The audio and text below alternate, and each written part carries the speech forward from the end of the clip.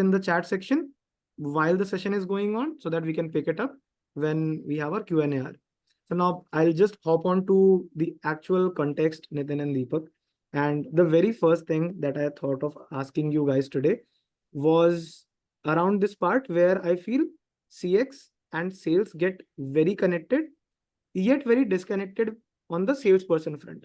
Okay, I discussed this with you earlier before the webinar that there are certain places where salespeople apparently lose that customer touch, and an example would be that I got on a call, I said, yes, sir, I'll share the proposal with you. And I went for a loo break.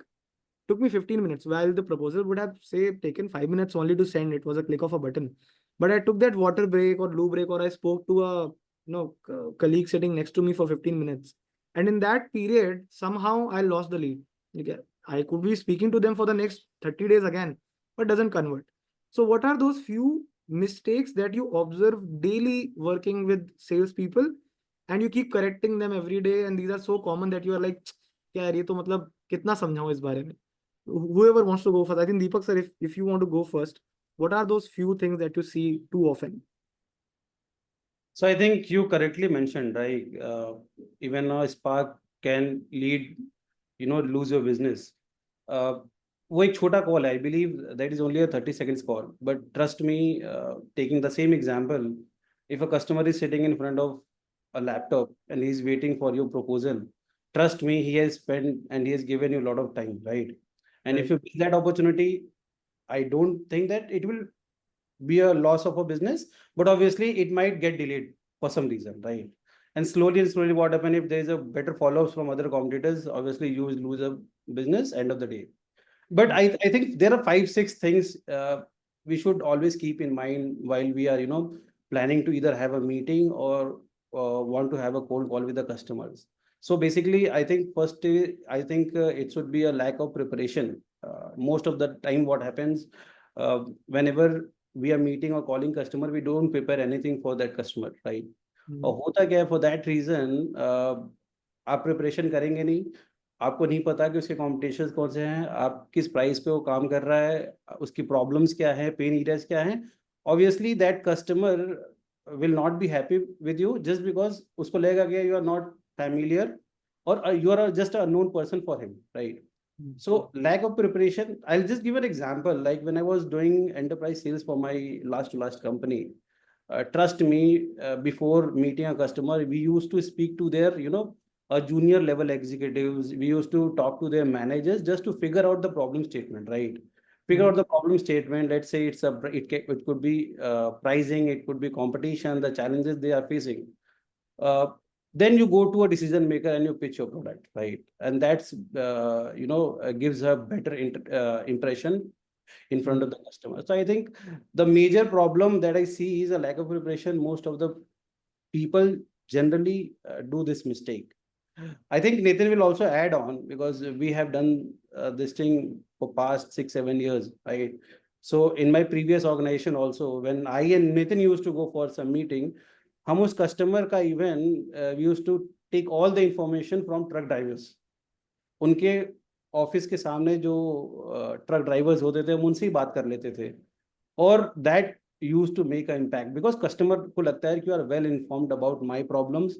आप उसका time छोटा कर रहे हो और उसमें आप उसको बेटर पिच कर रहे हो, बेटर सोल्यूशन प्रोवाइड कर रहे हो. I think lack of preparation is one thing that everybody should keep in mind while talking to the customer for the very first time. Nitin, you can add on if you have any other pointers. नहीं बिल्कुल बिल्कुल जो मैं recall कर रहा हूँ, I can speak that. Other thing is I believe over promising and under delivery is one of the problem. Generally we are so pushy and salesy that we do over commitment in front of the customers. वो एक problem है, right? Because customer want an honest sales person, right? वहां पर आप promise कुछ और करेंगे, deliver कुछ और करेंगे, आपका कस्टमर एक्सपीरियंस बहुत ज़्यादा हैम्पर होगा. एंड अगर उसने आपका प्रोडक्ट ले भी लिया तो he won't be using it for further, for long term relationship आप बिल्ड कर ही नहीं पाएंगे. तो I think over promising and under delivery is another problem that you should avoid doing it. Third is I think lack of follow-ups. Lack of follow or bad follow-ups, I would say. follow बहुत important है. I think you guys should understand that 90% of sales happens over follow-ups. Only 2% conversions are on the first call. तो 98% conversions के लिए आपको follow-ups करना ही पड़ेगा, right? And there are ways to follow up. Now the technology has come in, now the now CRMs have come in and other technologies come in that they're providing you better follow-ups option. But again, follow-ups का मतलब सिर्फ ये नहीं है कि you are talking to that customer on the previous agenda or way forward that is about to happen. आपको ये देखना पड़ेगा कि आपके प्रोडक्ट में नए फीचर्स क्या आ रहे हैं, आप अपने पर्सनल टच कैसे बना रहे हो कस्टमर से. तो you have to keep on following up with the customer. एक टच पॉइंट आपको बना कर रखना पड़ेगा, whether it is a call, it's a WhatsApp message और text message. So I think lack of follow-up is one major, drawbacks and problem statement. Because one thing about follow-ups I wanted to ask, because you mentioned that, and in my experience of sales, I did encounter this question, did ask it to my manager back then, कि we tend to keep this professional line when we are working in corporates, right? I'm assuming, Nathan, you would also agree, since you take care of enterprise business, that we always tell our people, use something like My Operator, for example, at My Operator Ship Global, both.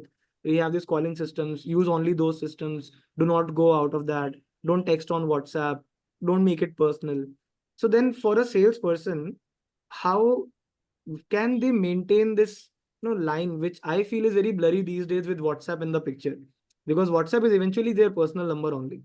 So then how do they maintain that personal yet professional relation and maintain that follow-up, that it closes down to sale and they still are not crossing that line?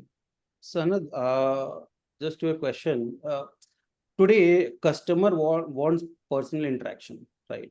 Personalized interaction. If you go and talk the same language like other sales guys, वो उतना interest show नहीं करेगा. You have to be personal and personalized. I'll give an example. When we talk to customers, I discover that this person has worked with previous such and such companies, right? आपके कुछ personal relations निकल के आते हैं. आप कुछ technology share करते हो और you have some mutual technology you are sharing, आप उसके ऊपर से एक पर्सनल टच करके क्रिएट कर सकते हो. When you talk more, try to discover more question, unknown answers for the customers, I think आप फिगर आउट कर लोगे कि आपका पर्सनल टच क्या है. आई थिंक वो जो आप लाइन ड्रॉ करना चाह रहे हो पर्सनल और प्रोफेशनल में, वो तो ब्लरी है, राइट? वो ब्लरी है. सो आई थिंक वो देखना पड़ेगा, बिकॉज सेल्स वाले के खुद के टारगेट्स हैं, वो कुछ अचीव करना चाहता है, बट जो आप बात करो कस्टमर एक्सपीरियंस का, वो इम्पोर्टेंट है. Although it's a blurry line, but experience should be kept on the highest priority. So आप जो पर्सनल टच की बात कर रहे हो फर्स्ट कॉल के बाद, trust me, what I have been doing for last 6-7 years is कि after a meeting I give a personal WhatsApp message, a one-liner message. This is Deepak, nice meeting you, we had a great time, please save my number, keep in touch. That's it. कोई agenda नहीं, कोई way forward नहीं, right? I make sure that he saves my number when I call him for the next time. I ask him, sir, आपने पहचाना नहीं. अगर वो पहचाने इसका मतलब उसने नंबर शेयर कर लिया है. Because you have to make them feel कि sir I want some space in your personal life, तो सर आप मेरा नंबर सेव कर लो. तो I will do that, और it has been working fine for me, because एक बार number save हो जाता है तो आपका जो पिकअप रेट है ना, और जो कॉल रेट है, वो बढ़ जाता है. आप मैसेज भी करेंगे तो कभी ना कभी रिप्लाई कर देगा, but you don't have to take too much followups for them. उनको भी स्पेस देना है, आपको भी स्पेस देना है. सी, when you are dealing with enterprise sales, right, आपको पता है कि यार your sales cycle is going to be like 2-3-4 months, right? आप उसको फॉलो अप करके कुछ नहीं कर सकते. You will only irritate that customer. ये गेम बदल जाता है when you are working with B2B customers. फिर बदल जाता है when you are working with B2C customers, right? When you are working with B2C customers, you follow up daily, twice, even thrice, right? जब आप B2B के साथ काम करते हो तो you follow up once in 2-3 days, once in a week. But when you do an enterprise sales, वहां पर आपकी पूरी strategy बदल जाती है. So you have to keep in mind कि आपका customer base कौन सा है, which industry are you working, right? So अगर आपको वो आइडेंटिफाई कर रखा था, आपको पता है कि सेल्स कैसे. आप एंटरप्राइज के ट्रिक्स आप B2C पे नहीं लगा सकते. आप एक B2C कस्टमर को कन्वर्ट करने के लिए 6 महीने नहीं लगा सकते, राइट? सो वो जो पर्सनल टच है वो डिपेंड करता है, और ये पर्सनल, आई थिंक इसका कोई राइट आंसर नहीं है। सबके अपने अपने स्ट्रेटजीज होते हैं। People they generally go and right minutes of meeting after the meeting so that customer remember the agendas. बहुत लोग ऐसे भी फॉलोअप्स करते हैं। What I do is I write WhatsApp message, I obviously write a follow-up email, but उसके बाद I keep on updating customer about our product, I keep on making aware, I keep on educating me about the industry, हम क्या कर रहे हैं, हमारे product क्या problem solve कर रहा है, मैं उसको इन्फॉर्म करता रहता हूँ। Like for example, although there was a customer in my last company, I converted that customer after 1.5 years, right? Okay. But I kept following up. जब भी मेरे पास कोई प्रोडक्ट लाइव होता था, I used to inform him कि sir आपको लेने की जरूरत नहीं है, I am just informing him. So एक समय आएगा, उसने कॉल किया कि यार ठीक है दीपक, एक काम करते आ जाओ। सो आई थिंक वो 1.5 years लिया है, और वो बहुत बड़ा कस्टमर था। We everybody in wheels I wanted to onboard that customer and we did it. But वो कंसिस्टेंट फॉलोअप और रिलेशनशिप की वजह से था। Eventually he went on inviting me on his daughter's wedding and went further relationship. तो ये relationship आपको build करने पड़ते हैं, that can not be single day relationship, वो आपको लॉन्ग टर्म रिलेशनशिप बिल्ड करना, लॉन्ग टर्म ही रहेगा। Irrespective you are closing that deal और नॉट। अगर आपके पास वो अगर सेल्फनेस है, अगर आप सेल्फिश हो जाएंगे कि नहीं मेरे को कन्वर्ट करने के लिए रिलेशनशिप बिल्ड करना है, फिर वो कस्टमर आप उसको विन नहीं कर पाएंगे उस कस्टमर को। So you have to be selfless, और आप उस कस्टमर को टाइम देना पड़ेगा, because that is where the concept of pipeline is, right? आप उस पाइपलाइन से डिसाइड करते हो कि आज कौन सा कन्वर्ट होना है, इस वीक में कौन सा कन्वर्ट होना है, इस मंथ में कौन सा कन्वर्ट होना है, और कौन मेरा फ्यूचर प्रोस्पेक्ट है, right? That is how you build your pipeline. Future prospect के लिए आपको फिर स्ट्रेटेजी अलग लगानी पड़ेगी। सो आई थिंक जो आप बात कर रहे हो कि yes there will be a blur line, but obviously you have to be more transparent, clear, and very candid in front of the customers, and that will build a relationship for sure. Makes sense. Nitin sir, anything to add to it in terms of this blurry line that we are talking about? So blurry line में मैं ये बोलना चाहूंगा, very well highlighted by Deepak. तो जो relationship का बात हुआ है ना, relationship is really really very important. मतलब मैं तो ये बोलता हूँ कि आप बिजनेस में B2B में कभी भी डील करते हो, वहां पे अगर आपको स्केल करना है, दैट रिलेशनशिप स्केल्स। आपका रिलेशनशिप ही स्केल होता है, वहां पे आपको रिपीट बिजनेस चाहिए। B2B में वन टाइम ट्रांजेक्शनल नहीं हो। अगर आप रिलेशनशिप बना लोगे तो वो वैल्यू नहीं फील करेगा, वो सिर्फ और सिर्फ एक ट्रांजेक्शनल बात फील करेगा, then you can't scale that. तो build that long term relationship के मेरे को रिपीट बिजनेस भी आता रहे और हेल्प भी होता रहे, because ultimately if you are into specifically B2B, तो आपका इंडस्ट्री बहुत छोटा है। अगर ऑटोमोबाइल में हो तो वो ऑटोमोबाइल में ही बनता जाए, एंड दैट रिलेशनशिप स्किल्स वो अगर VP of some Maruti you are dealing, sometime he will go to Hyundai और फॉक्सवैगन, तो वहां पे वो बिजनेस आता। एंड एडिंग टू दिस, जब आप वो रिलेशनशिप बिजनेस वैल्यू में, नॉट ट्रांजैक्शनल, बिजनेस वैल्यू में कन्वर्ट करते हो, तो business, what is business value? Business value is actually tied up to financials. Revenue कितना होगा, मार्जिन कितना होगा। सो आपको वो रिलेशनशिप के द्वारा you have to show him that I am either adding the revenue growth, या मैं उसका बहुत फास्ट उसका कॉस्ट स्लो कर दूंगा, कम कर दूंगा, या मैं एफिशिएंसी इंक्रीज कर दूंगा। लाइक वी से एट माय ऑपरेटर, दैट आपका लीड लॉस नहीं होगा, आपका एफिशिएंसी इंक्रीज होगा। आफ्टर कॉल व्हाट्सएप आता है, इमीडिएटली कस्टमर एक्सपीरियंस वहां पे बढ़ जाता है। So that will increase the profitability. So that is really important, I guess. But just tell me something over here. In extension to this question around relationship building, now there could be a case जहाँ पे say I initiated this relationship with somebody. I initiated this with Deepak, for example. मैंने बात करी इनसे. It took me like say 3 months to close him, and eventually ठीक है, we maintained that relationship. 1 साल हो गया. It's time for my promotion. I got promoted. Now I am not directly dealing with Deepak according to my KRAs. I don't have to. I became a TL. मेरे नीचे team है, and in ideal scenario Deepak का case किसी person को assign हो जाना चाहिए. They should look forward to it. I should just keep a basic connect, but then I also have to climb my ladder. Deepak तो will anyway stay the founder और whatever he is of that company, तो वो तो कहीं नहीं जाएंगे.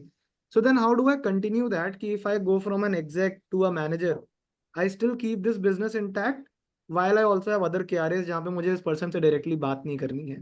So is how what sort of customer experience can I give over there जिससे वो business company में आता रहे, लेकिन हाँ क्योंकि मेरा तो directly कुछ नहीं निकल रहा है उसमें से, तो एज अ सेल्स पर्सन मेरा शायद थोड़ा मोटिवेशन कम हो जाए कि यार अब तो दीपक सर कन्वर्ट हो चुके हैं, कुछ बचा भी नहीं है, क्या लंबा चौड़ा चलाना, ज्यादा मुझे भी उनकी तरफ कुछ खास नहीं जाना है. तो what to do then?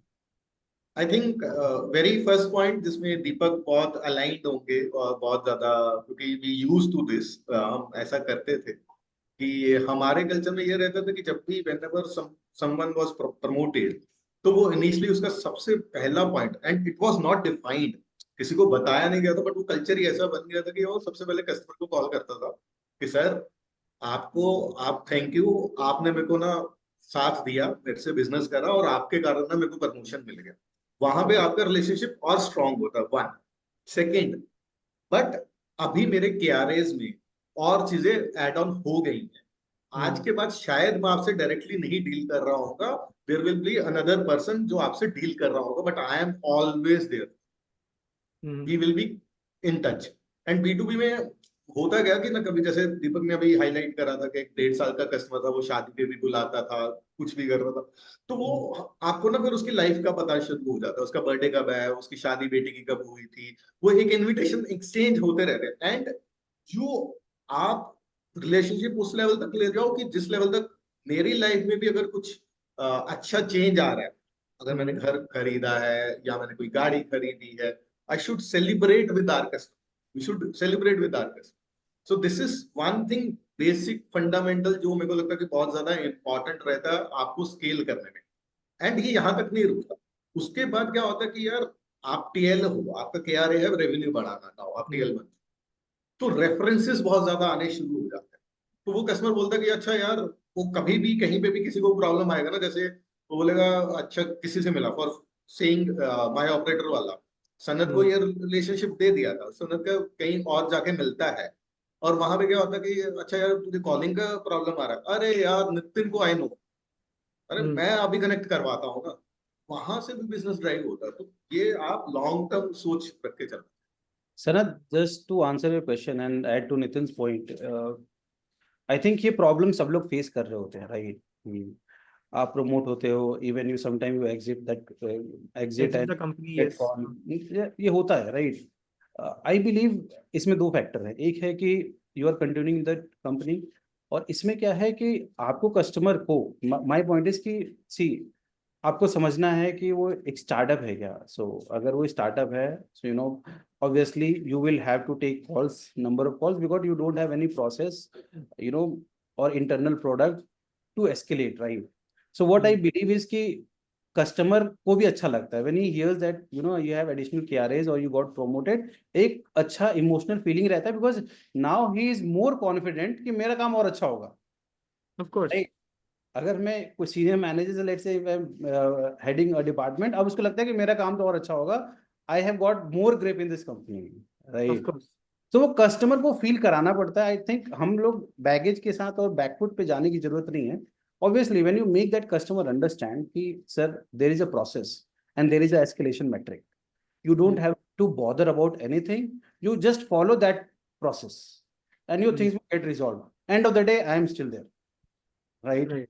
So you will have to make them aware and understand कि सर ये मेरा प्रोसेस है, ऐसे मेरी एस्केलेशन मैट्रिक वर्क करती है, आप इसको काम करिए, everything will get resolve, trust me. अगर उसका उसी प्रोसेस से उसका अगर प्रॉब्लम स्टेटमेंट अगर सॉल्व होने लगे, प्रॉब्लम सॉल्व हो रही है, he won't even going to call you for years, trust me, right? But he will recall you for whole of Right. So I think वो ट्रांजिशन बहुत जरूरी है, बहुत अच्छा ट्रांजिशन होना बहुत जरूरी है कि whenever you are quitting that company or you are getting promoted with some additional KRAs and you are not able to take their calls, it's our responsibility to make them understand यार अब ये होने वाला है, right? And this is how you are building that customer experience. Customer को क्या पता है यार कंपनी में क्या चल रहा है, right? There are thousands of people working in a company, right? And number of changes happening, उसको नहीं पता. Writing only an email or buzzing or nudging is not going to solve this problem, because you are building a long term relationship. और retention सबसे बड़ा factor है, to make money. Onboard करना तो बहुत आसान है, तो रिटेन करना इज मोर इम्पोर्टेंट। उसके लिए आपको आपका प्रोसेस कस्टमर कैसे अडॉप्ट करता है वो इम्पोर्टेंट है, बिकॉज जब तक आप लेट से उसको डायरेक्टली फेस कर रहे थे, आप इमिडिएटली रिजॉल्व करा के दे देते थे, राइट? दूसरा बंदा कैसा होगा, उसका एटीट्यूड क्या होगा, उसकी टाइमिंग क्या होंगी, राइट? उसके बाद कितने और लोग आएंगे, वो बंदा पीपल मैनेजमेंट में फंस जाएगा, right? So instead of telling that this person is a key account manager or your person dealing with, you tell in the process कि सर ये process है, आपको ऐसा करना पड़ेगा, ऐसा करना पड़ेगा, and your problem will get resolved. So I think we have to handle these cases like this, because I've been doing that in past. तो मेरे को तो अच्छा experience मिलता है customers के साथ। I see. And I think मुझे लगता है कि ये लार्जली अभी तक जो हमने बात करी उसमें काफी सारे छोटे छोटे क्वेश्चन आंसर हो गए हैं लोगों के, कहीं ना कहीं कि यार मैं करूं फॉलो अप ना करूं, मैं व्हाट्सएप पे मैसेज करूं बिकॉज मेरी कंपनी में एक प्रोसेस है, कॉलिंग सिस्टम है, उसके बाहर कॉल किया तो दिक्कत होगी, so on so fourth, but you guys have answered all of that. One thing which I think is left between sales people and customer experience connection is the fact कि in most companies sales होने के बाद that person gets transferred for onboarding or after onboarding to the support team or account management team whatsoever. अब यहाँ पे एक दो problems जो मैंने खुद नोटिस करी है, एक तो ये होती है कि यार अकाउंट मैनेजमेंट वाले का ना मोटिवेशन अलग है, सेल्स वाले का मोटिवेशन है इंसेंटिव का, वो पूरी कोशिश करेगा, रिलेशनशिप बनाएगा, आप लोगों ने जो बोला वो सब करेगा. He'll do all of that to make sure that this client gets onboarded. He'll get the recognition, he'll get motivation, incentive, all of that. For an account manager, maybe or may not be if the company does not provide any incentives. So then for them, it is a job. It's just one more entry in the data sheet where they have to take care of that customer's query and answer whatever he's asked. Otherwise, transfer it to tech support if they cannot do it. So on and so forth. It's a pretty mundane thing. वहां पे when the customer finally at times gets irritated, calls back the sales guy. Now the salesperson is stuck between this say the insider company, this account manager who is also say a colleague and sits next to them and is like, यार देख ले यार क्या कर रहा है यार, please मेरा कस्टमर है, solve it. And he is like I can't help it, and the customer is like you sold it to me, you said हो जाएगा, आपने बोला था होगा, अभी नहीं हो रहा है. And more so when you are promoted, because then तो यू कमिटेड ना कि सर कोई दिक्कत नहीं, I am there, this person will be handling, and now you are also busy, that person is not handling. So this whole conundrum, what is the best way to get out of it for a salesperson and manage both sides of things? Right. What is it, Nathan? Maybe you can go first on this. So इसमें सबसे एक ही चीज कर लोगे ना, आपकी सारी life solve हो जाती है. सबसे इम्पोर्टेंट या सबसे बड़ा प्रॉब्लम ये रहता है कि सेल्स करके पीछे हट गए और आप अपना नेक्स्ट सेल्स देख रहे हो, उसको एक मेल डाल दिया कि यार ये क्लाइंट है, इतना पैसा आया, ये प्रॉब्लम इसका सॉल्व करना है. वो गलत तरीका है. होना ये चाहिए कि जैसे ही सेल्स क्लोज होता है, आप क्लोज करके अकाउंट मैनेजर या कस्टमर सक्सेस मैनेजर है उसके साथ एक कॉमन मीटिंग करो. कॉमन मीटिंग में फिर से एक्सपेक्टेशन सेटिंग करो कि यार ये प्रॉब्लम था, ये प्रोडक्ट सोल्यूशन पिच करा गया है, इसके इम्प्लीमेंटेशन फेजेस ये होंगे, फेज 1 में ये करेंगे, फेज 2 में ये करेंगे, ये फेज 3 में करेंगे. सो इसमें ना क्लैरिटी रहती है कि अकाउंट मैनेजर को भी क्लैरिटी रहती है और उसको भी कस्टमर के एंड से भी वो पहले पॉइंट पे ही आप उसको खारिज कर देते हो कि यार ये खराब ना हो आगे से.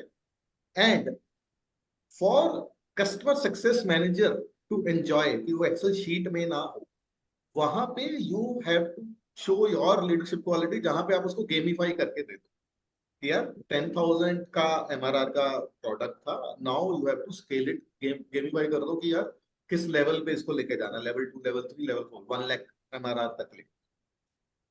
एंड थर्ड जो सबसे इंश्योर करना चाहिए, वन कि यार सेल्स में क्या होता है कि आप ना प्रोडक्ट का ओवरव्यू देते हो कि यार ये प्रोडक्ट ऐसे काम करेगा, स्पेशली इन SaaS कि ये इंटीग्रेशन ऐसा होगा, ये लॉजिस्टिक ऐसा आ रहा होगा, या व्हाट्सएप ऐसा जाता.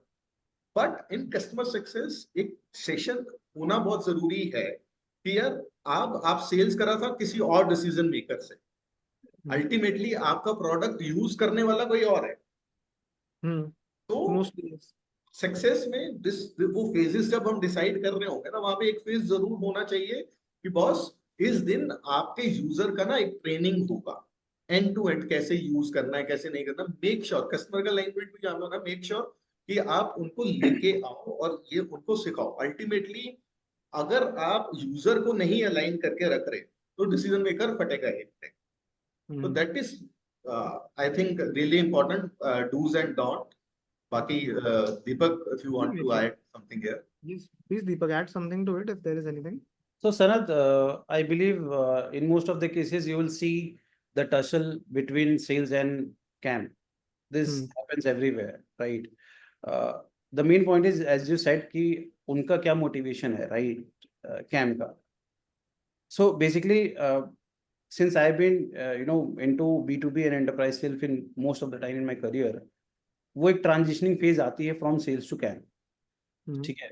When you properly define your KRAs and KPIs for a sales team and a CAM team, I think वो वहाँ पर काफी reduce हो जाता है, right? It's not only about incentivizing the sales people, but also the CAM people. It's not like we cannot incentivize them, right? Because sales के पास वो कितने टाइम के लिए रहता है? Let's say कि if it's a service industry, you have to get that recurring MRR every month, right?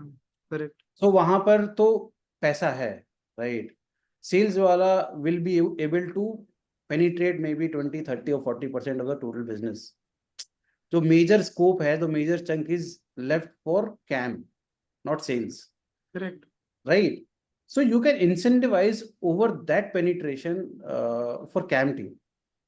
That we do in our current organization. It's not like we are not incentivizing, right? Because again, we are also penalizing if there is unsatisfaction between the customers. So Fair enough. ऐसा नहीं है कि हम उनको सिर्फ reward कर रहे हैं या अवार्ड ही दे रहे हैं. We are penalizing them. Mhm. If there is any churn happening, we are penalizing, because that person has to take the ownership and accountability of that account. Makes Right. sense.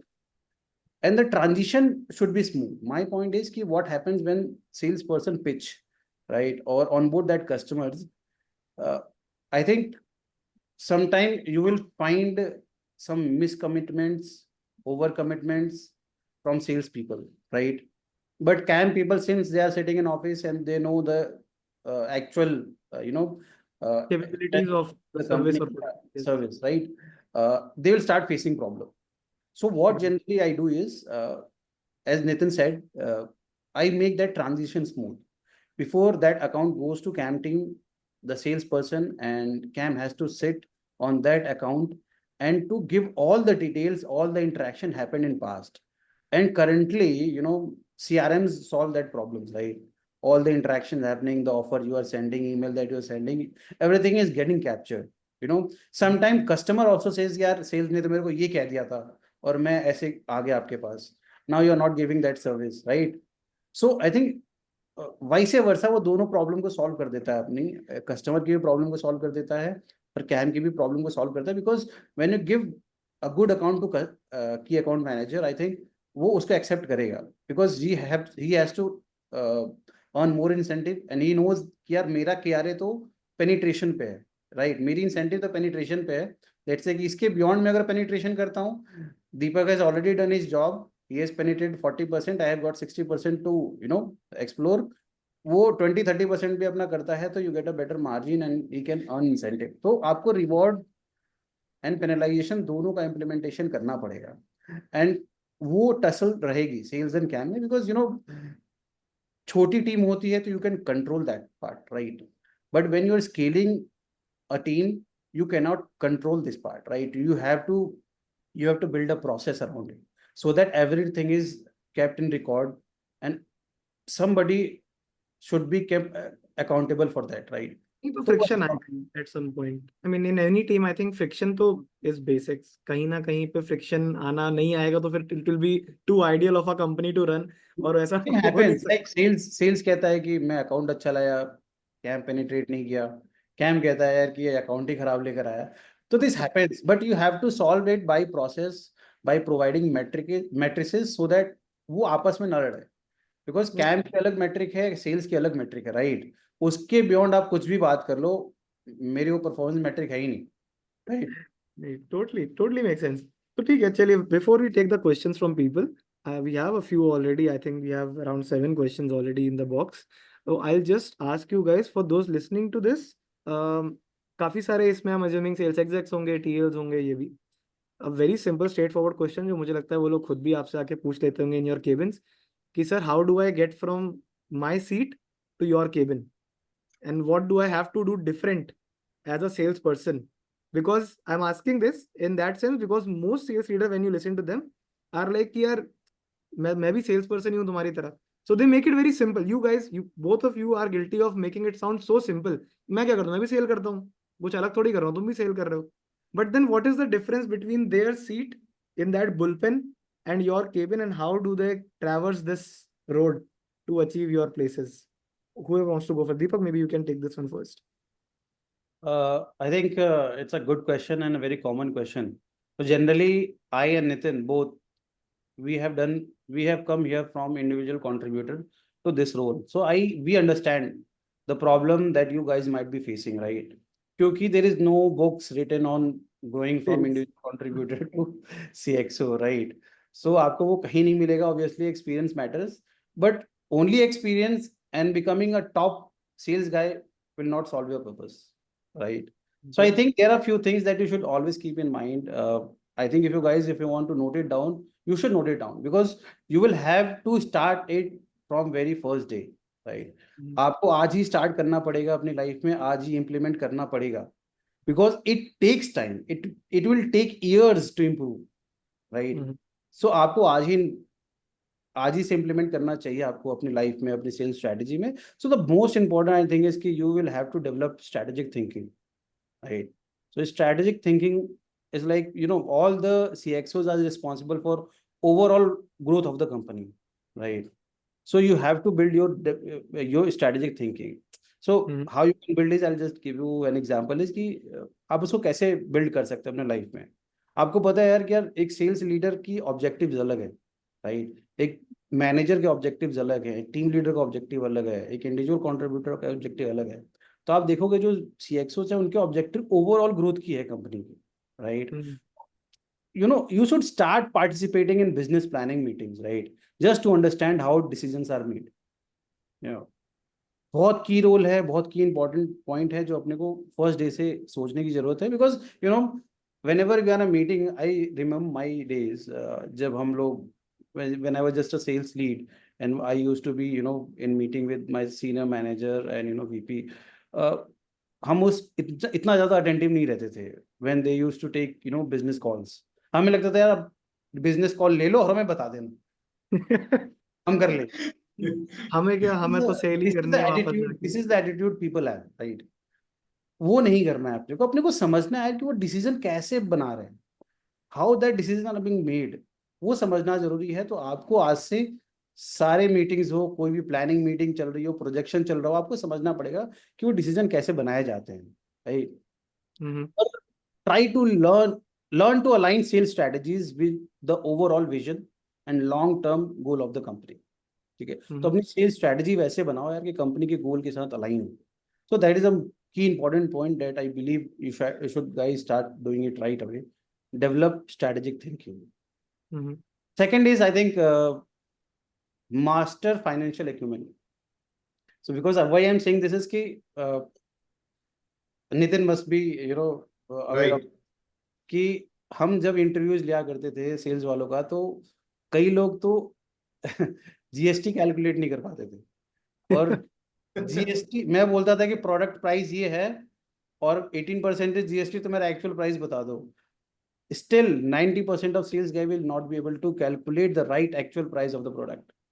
वो उसको discounting से relate कर देते हैं, right? सो आपको समझना पड़ेगा कि you have to master that financial acumen. क्यों? Because CXOs manage revenue, cost, profitability and everything, right? उसके लिए आपको समझना पड़ेगा प्रॉफिट क्या है, लॉस क्या है, और ये अपने को समझ में नहीं आएगा तो आप कभी बिल्ड कर ही नहीं पाओगे. When you grow more senior or if you gain more experience, you'll ask to build a budget for your company. P&L को मैनेज करने को कहा जाएगा. आपको जब समझ में नहीं आएगा P&L कैसे बनाते हैं, होता क्या है, आप नहीं कर पाएंगे, राइट? तो आपको ये फाइनेंशियल टर्म्स थोड़े सीखने पड़ेंगे, जानने पड़ेंगे. और आज आप खुद देखिए यार आपकी कंपनी में जो sales targets, my question is कि आपको आज ही पूछना चाहिए कि मेरा टारगेट किस बेसिस पे है, मैं कैसे कंपनी को प्रॉफिटेबल बना रहा हूँ. यू विल रियलाइज कि यार इसके अराउंड जो भी आपके क्वेश्चंस होंगे ना वो आपके पर्पस सॉल्व करेंगे slowly and slowly. You if you start discussing with your manager, senior managers, you'll get to know and you will learn these financial terms very soon. बहुत छोटे छोटे टर्म्स हैं, अपने को हमेशा टिप्स पे रखने चाहिए. Third is obviously you have to build leadership skills. और आपको पता है यार कि आज इंडिविजुअल हो, you will be a team leader, you will be handling 5 people, 10 people, then an organization.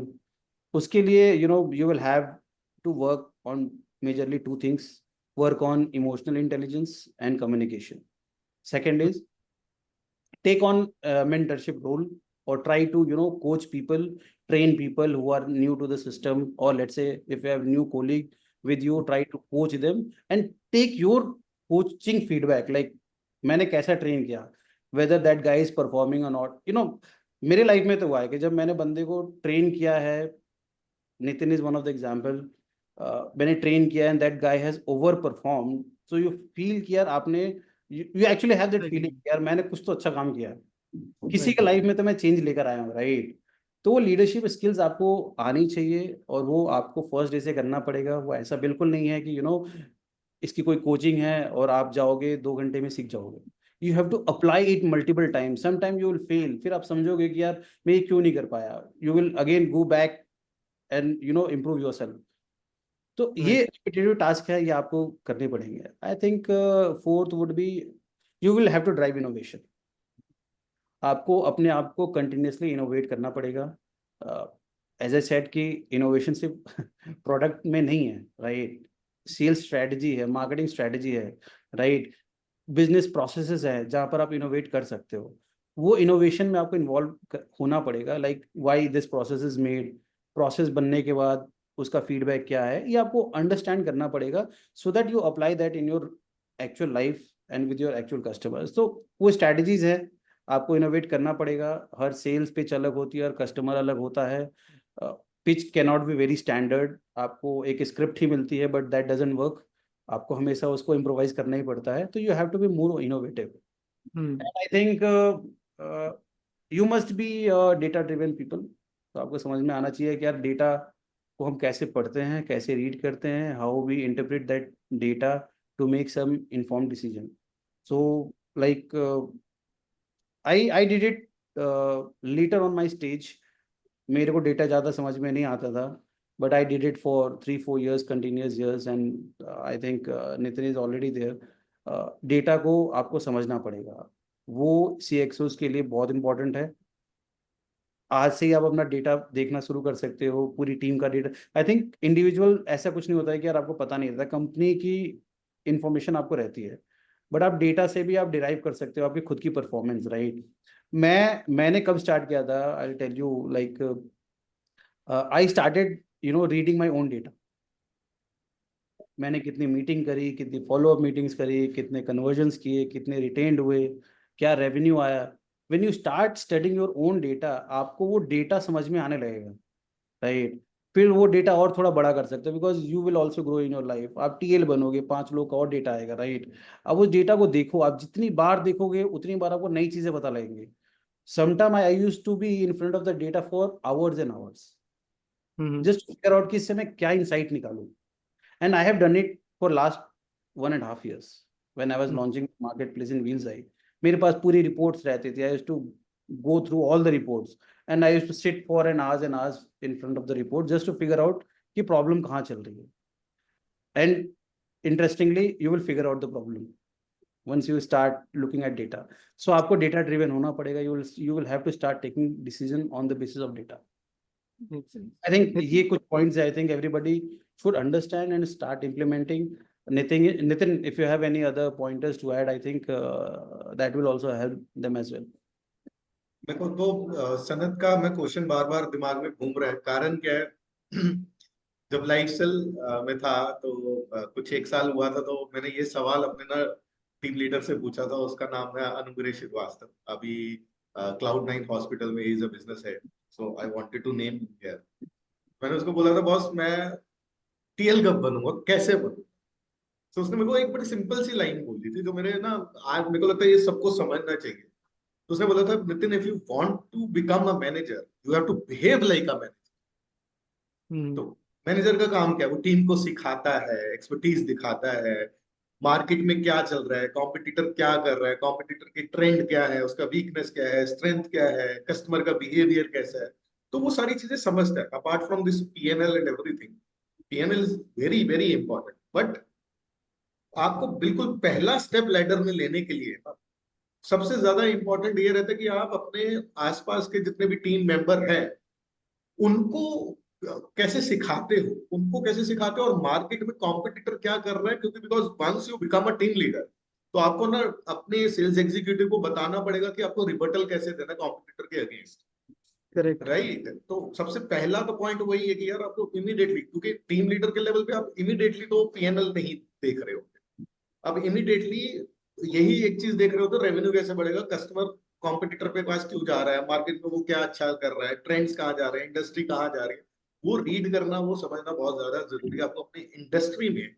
एक एक्सटेंसिव रिसर्च करना पड़ेगा। सेकंड जो बहुत इंपॉर्टेंट बन जाता है कि यार टीम लीडर नॉट ओनली कि यार ये इंडस्ट्री ट्रेंड्स या एक ट्रेनिंग वाला पार्ट, ऑपरेशनली जब आप दूसरे डिपार्टमेंट से बात करते हो, बिकॉज एक सेल आ जाता है, then you have to speak to finance, you have to speak to legal या डिलीवरी टीम या इम्प्लीमेंटेशन टीम, वहां पे आप रिलेशनशिप कैसे ड्राइव करवा के अपना काम क्विकली करा देते हो एंड उनको इन्फॉर्मेशन कितनी इजिली पास कर रहे हो, तो वो भी एक स्ट्रेटेजिक पार्ट बन जाता है।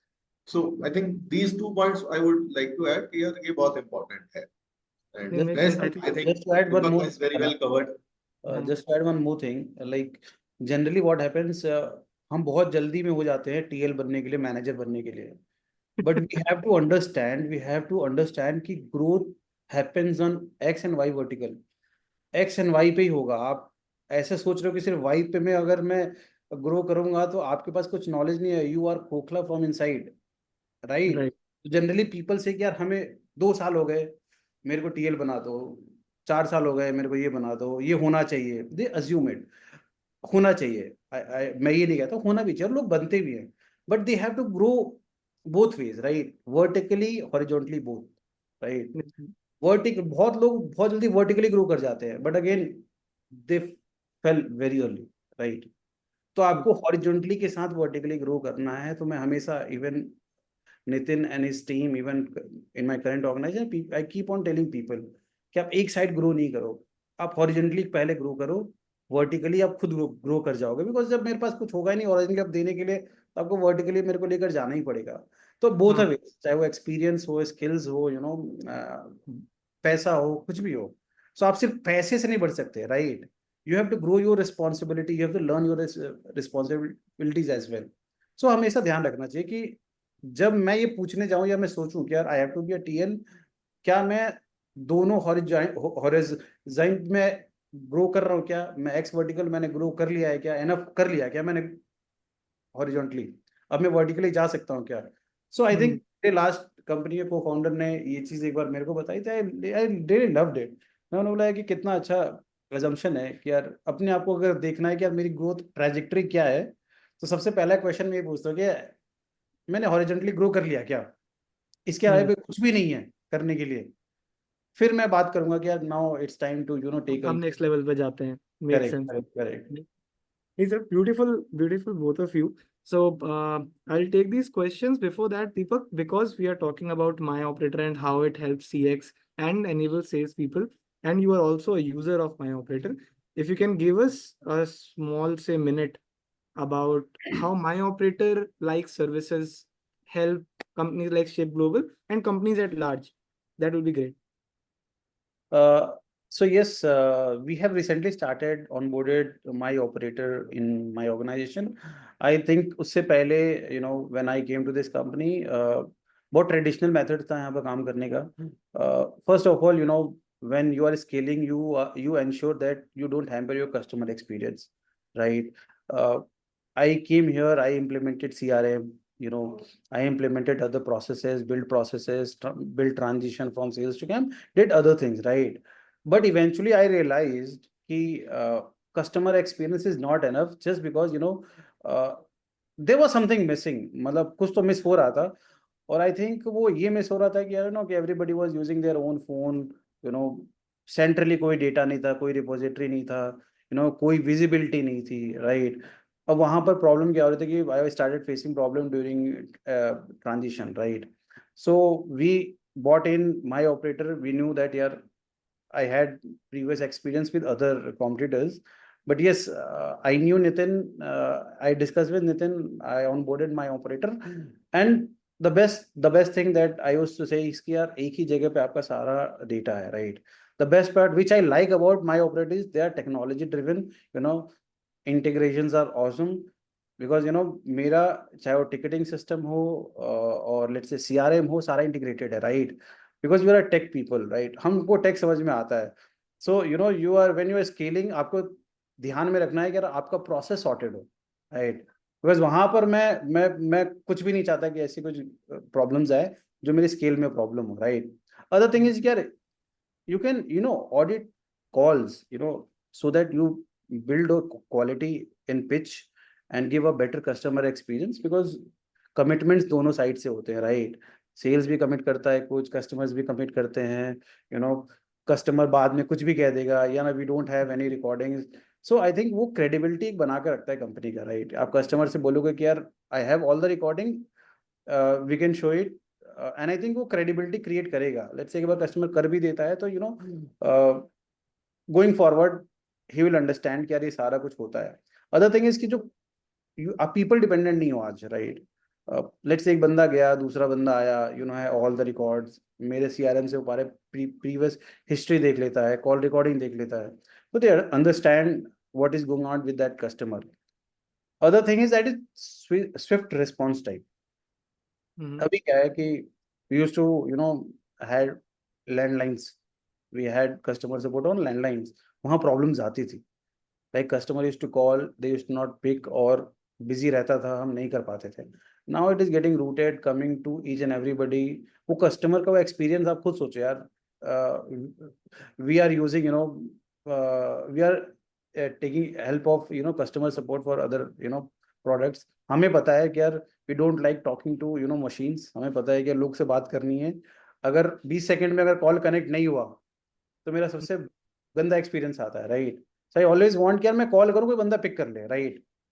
और यहाँ अच्छी बात क्या है कि यार कोई भी बंदा पिक कर सकता है, राइट? एक बंदा बिजी है, दूसरा गया, उसने पिक कर लिया, तो आप सोचो कस्टमर को लगे कि you are always there for him only.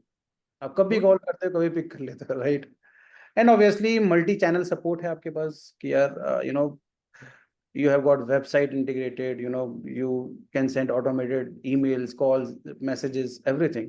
So आप समझो कि यार it always feel connected with the customer. आप बात करने के बाद कस्टमर को मैसेज जा रहा है, ईमेल जा रहा है, वो रिकॉर्ड में आ रहा है, कस्टमर को लगता है कि यार ये बैक ऑफ द माइंड मेरे बारे में ही सोच रहा है, राइट? और कुछ ना कुछ मेरे लिए ही कर रहा है, right? So this actually creates a better customer experience. Because मैं खुद एक प्रीवियसली एक कंपनी में मैं customer, we used to outsource companies, outsource, I was into outsourcing company. So we know वहाँ पर टेलीकॉलर्स कैसे फंक्शन करते हैं. तो I understand that importance of the calls and the response time. I think काफ़ी improve किया है. We are still exploring my operator. There is lot of things to explore. I think after a month I would have given a better answer for your question, because we have recently implemented. We are really enjoying it, and we are scaling it to even sales and CAM. So Beautiful. And I think yours, more than the feedback about my operator, I think what I took very initially from your sentence is, because मैं नितिन को जानता था, Nitin my operator में था, तो guess what, I think वो whatever you have said in the last 40-45 minutes can be summarized in this one line, कि because मैं जानता था, that's why you are a my operator consumer today, when you have moved on from Wheels-I to Ship Global. So two people who met at Wheels-I stayed connected, built a relationship, moved into different companies, eventually became like from partners to client and provider, and that is happening because of that relationship, the constant touch. वही सबसे बड़ा example है to what we have discussed. I'll take these questions now. So I have in chat we have a few questions. One is from Shivam. Is this really needed to follow the process even if the salesperson is getting business by other ways? without impacting client and company's experience and commitment. I think other ways में ऐसे बोल सकते हैं, for example, if you have implemented my operator but you're still using personal number to call, लेकिन धंधा आ रहा है, business आ रहा है, things are okay. So I think acceptable, not yes, you have to acceptable. follow the process, Shivam. So just to answer his question, yes, you will have to always follow the process. Understand important है process follow करना, because when you are scaling any business, process के अलावा कुछ चलेगा ही नहीं. I have got a guy who always achieves his target, but उसकी input metric खराब है, right? So you have to gauge people on their input metric and output metric, right? Input बहुत अच्छा है, सॉरी आउटपुट बहुत अच्छा है, input metric अच्छी नहीं है, सो वो आज तो अच्छा कर रहा है बट वो next month he will fall back because उसके पास कोई पाइपलाइन नहीं है. So you have to consistently grow your input metric as well. So इसलिए इंपॉर्टेंट है कि प्रोसेस मेट्रिक राइट हो और आप उसी को फॉलो करें. Makes sense. चलिए, जसप्रीत का क्वेश्चन है कि please provide some insights on the, I think elevated लिखा है, I think elevator would be the word, elevator pitch you would have used in Wheels Eye specifically for dealership or walk-in meetings. So basically walk-in meetings को crack करने के लिए कुछ 2 शब्द आप लोग बताएं सर, दोनों Wheels Eye से हैं. और आई थिंक ये तो सबसे आप लोगों का वाइल्ड एक्सपीरियंसेस होंगे. सो वाइल्ड एक्सपीरियंस के बारे में बता रहा हूँ. सो भगाने से लेकर क्लोजर तक की बात है. गेट से लोग भगा रहे थे but we went on closing that deal. A sentence I generally used to use this sentence, sir, give me your 15 seconds of your life. अब अपने लाइफ के 15 सेकंड दे दो, फिर आप मेरे को भगा दो, right? That is how it happened. वो 15 सेकंड्स की जगह 30 seconds, then a minute, then 2 minutes. That is how your elevated pitch is. I think elevated pitch की कोई डेफिनेशन नहीं है. Elevated pitch is when you are sure that he's going to only give 1 minute or 30 seconds, right? People generally say कि I'll give you only 10 seconds or 15 seconds, right? But they keep on giving you the time. तो I think आपका जो initial जो sentence है, word है, वो important है. I generally follow this process.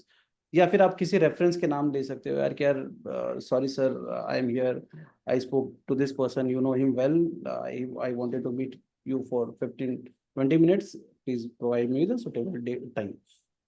वो टाइम नहीं है, आप नेक्स्ट डेट एंड टाइम दे सकते हो, कोई प्रॉब्लम नहीं. But you have to be more confident. वो आप जो बोल रहे हो ना, उसमें कॉन्फिडेंस आना चाहिए. कई लोग बोलते हैं डर के बोलते हैं, मतलब वो वैसे डर के मांगते हैं, डर समय के के बोलते हैं, तो वो फिर वो वैसे ही मना कर देता है. fair enough. Then sir, anything to add up to, as I said, wild experiences, anything that you remember? Experience तो मैं बाद में बोलूंगा, but Jaspreet to answer Jaspreet question, मेरे लिए जो हमेशा काम करा है ना यार, मैंने कभी वो एलिवेटेड पिच में प्रोडक्ट के बारे में कभी बात नहीं करी ना. मैंने उसको दिखाया कि मैं सेल्स करने आया. स्पेशली इन वॉक-इन्स क्या होता था कि sir I need your 10-15 second, Deepak has added that, I am here to partner with you. जहां पे मैं आपका रेवेन्यू या मार्जिन बढ़ाना चाहता हूँ, Okay. तो जहां पे उसको लगता है पार्टनर और रेवेन्यू और मार्जिन की बात कर रहा है, मेरे को बेचने नहीं आया, वो बैठा लेता है. उतनी देर में आप बैठ के पानी मांग लो कि सर गर्मी से आया, पानी तो दो पहले. तो वो पानी के ऊपर आपको एक ब्रीदर मिल जाता है फिर अपना नेक्स्ट पिच लेने का. But definitely Very smart. Partner और रेवेन्यू और this 15 second pitch really works very well. I always tell my guys कि यार पानी और चाय तो पीकर आना उस ऑफिस से. वो ब्रीदर, this is वो a very टाइम great इतना अच्छा thing, I स्पेंड think. था. This is an actual hack कि भाई पानी जरूर मांग लो, gives you like good 5-7 minutes. जब तक पानी आ रहा है, स्मॉल टॉक हो गई, मौसम अच्छा है, क्या कर रहे हो, थोड़ा सा बन गया, वो हो गया, आपको ब्रीदर मिल गया. You don't have to stand up to it. I think that will answer Jaspreet's question very properly and all of everybody else also. I'll take one from Suchit Tiwari. So one question: if my salesperson is approached by a competitor and is compromised, should I replace him or how to handle it? बताएं sir, Nitin sir. Compromise मतलब As in like if I am your sales guy and somebody your competitor reached out to me and said कि मतलब take a new better deal, better salary, ये वो, and I am weighing both the scales, so what do I do then? Because that way तो हाँ, तो यार उसमें उसको हायर करने के लिए अगर कांटेक्ट करा गया तो आई थिंक पहले तो उसको कन्फ्रंट कर लेना चाहिए, इधर उधर भागना नहीं चाहिए, इमीडिएटली उससे बात करनी चाहिए, बैठना चाहिए कि यार समझना चाहिए, emotionally man to man, human to heart बात करना चाहिए. इट्स उस टाइम पे आपको वो उस पे नहीं आना चाहिए कि यार सीनियर जूनियर एम्प्लॉय वाला फीलिंग नहीं आना चाहिए।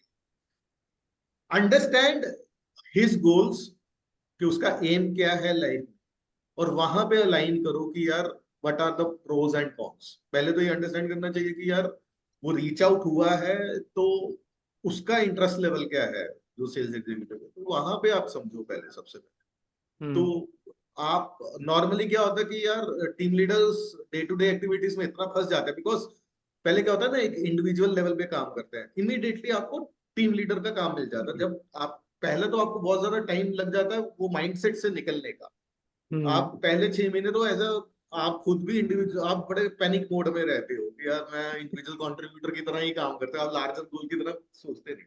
तो you have to understand his goal aim, heart to heart बात करो, not like a employ, and आपको रास्ता मिल जाएगा वहां से कि हाउ टू रिटेन, कि क्यों जा रहा है। तो ही वुड ओपन अप। तो जब ओपन अप हो जाता है तो वो अपनी प्रॉब्लम सामने रखता है, understand that problem, explain him कि यार why your current company is important, और बाहर जा रहा है तो क्यों जा रहा है, पहले तो वो पल्स समझना जरूरी है।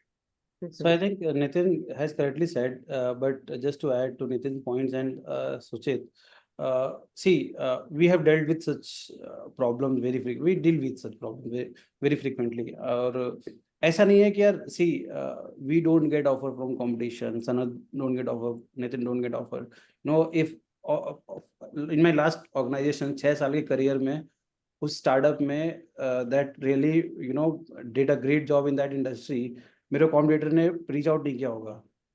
Obviously, obviously. वो पूछना चाहिए कि सर आपने क्यों नहीं छोड़ा उस कंपनी को, राइट? सो सी, आपको समझना पड़ेगा यार कि obviously there are some personal reasons, right? वो एक रीजन हो सकता है, but what I used to do is कि लॉन्ग टर्म ग्रोथ दिखाना बहुत जरूरी है, right? For that competition you might be a cost for them, right? But you have to be not cost center, you have to be a revenue center for the current organization. Long term आपकी growth क्या है? See, आपको वहां से zero से start करना है। You have already come a long way. Better होने के ज्यादा चांसेस है, राइट? आप एक जिस कंपनी ने आपको सिर्फ पोच किया है on the basis of salary, he is